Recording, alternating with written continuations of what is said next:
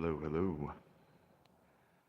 So, I'm back, and I have a new book for you. It is this one here. It's called The Millionaire Teacher, The 9 Rules of Wealth You Should Have Learned in School.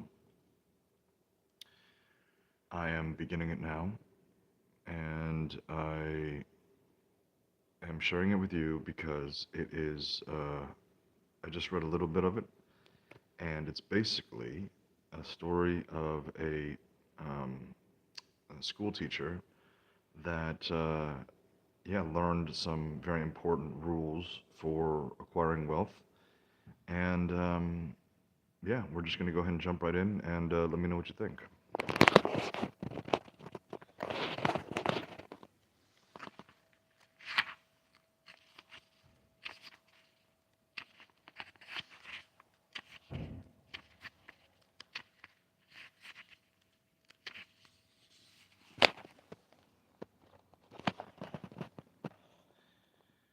Every magazine editor cringes when a plain brown envelope with an unsolicited manuscript arrives in the mail.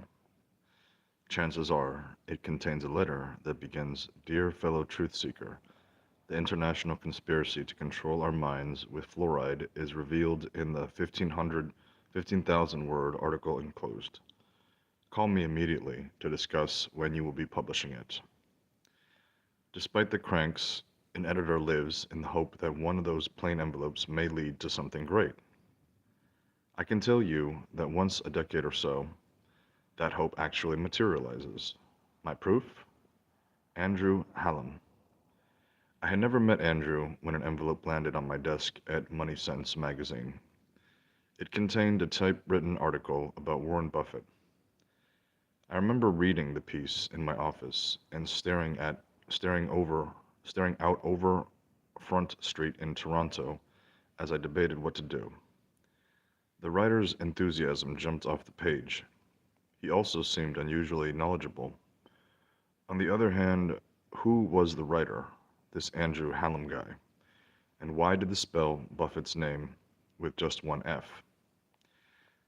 I decided to phone Andrew, and I will always be glad that I did. He explained to me that he was a teacher on Vancouver Island. Investing was his passion, and sure, he would be happy to rework his piece a bit and even give Mr. Buffett his full consignment of T's. I see. I left out that one over there. Buffett's name with just one T. The article turned out well, and over the next few years, Andrew became a regular contributor to our pages.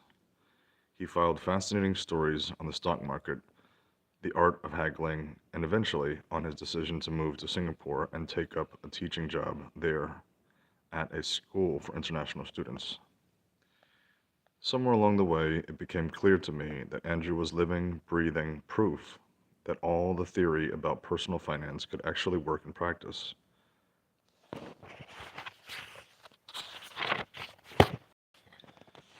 He was a middle-income earner and someone with no ties to Wall Street, but it was clear from his stories that he was amassing wealth at impressive speed. Exactly how he was accomplishing so much was still unclear to me.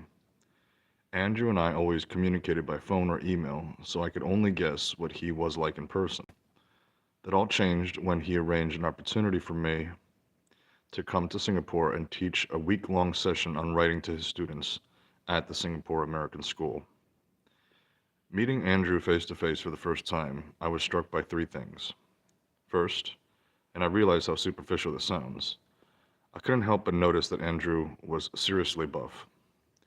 Unlike those of us who come from keg-shaped end of the physical spectrum, Andrew is one of those annoying, long-muscled ectomorphs who look as if they were designed to lope endlessly across wide savannas. He had told me he was a distance runner.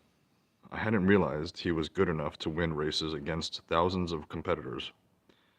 Every day in the week to come, I would see Andrew pull on a pair of running shoes and speed off to run distances that would have had me hailing a taxi and packing a lunch. He monitored his training with stopwatch precision. The second characteristic I noticed about Andrew was his good cheer. That week, and in years to come, I would see Andrew face stress. I have never, though, seen him downcast or angry or petty. The final thing about Andrew that caught my attention is his joy in teaching. Watching him bring a class of 15-year-olds to attention, then prompt, prod, and delight them through a lesson made me realize that high school teachers are not given nearly enough credit for the miracles they accomplish every day. So what does all this have to do with money? What does all this have to do with money? In this book, Andrew will tell you about his own experiences on the road to prosperity. But if I could underline one small portion of what he so ably communicates, it's the importance of seeing money as part of a much broader experience. Andrew has managed to accumulate wealth while also being a competitive athlete and an involved teacher, not to mention a happy, contented individual. His book demonstrates that you don't have to be a tax accountant or a Scrooge to wind up rich. He approaches the topic of wealth building with an outlook that owes a great deal to his background in distance running. His recommended regimen begins with realism.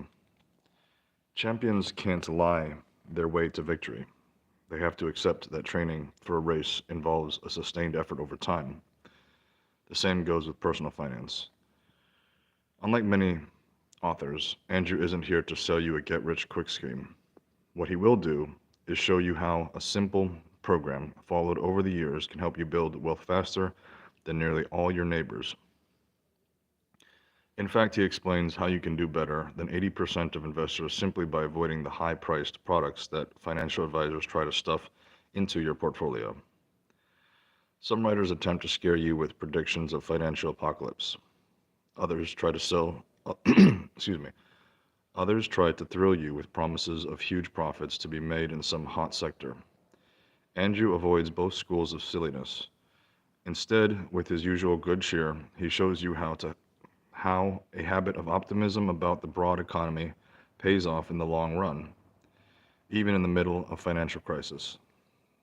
Especially if you're a young investor, you'll be fascinated to learn that you should be praying for the market to fall, not rise.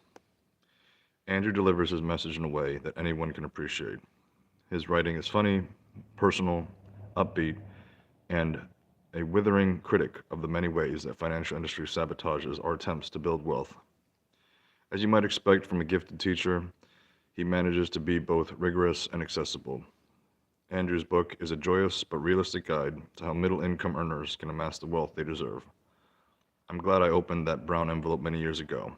You'll be equally glad that you opened the pages of this book. Ian McGugan.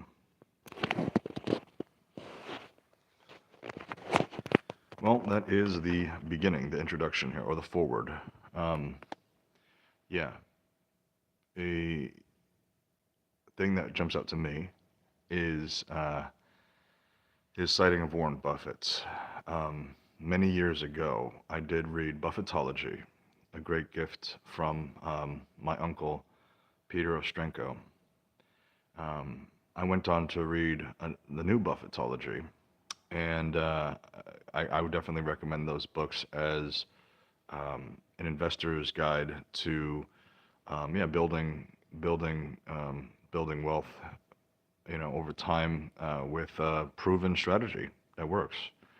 So anyway, let me know what you think. I will be returning to Millionaire Success Habits. But if this one is resonating, just let me know. It's just the beginning, but regardless, I'm excited to hear what you think. All the best. Thanks for watching.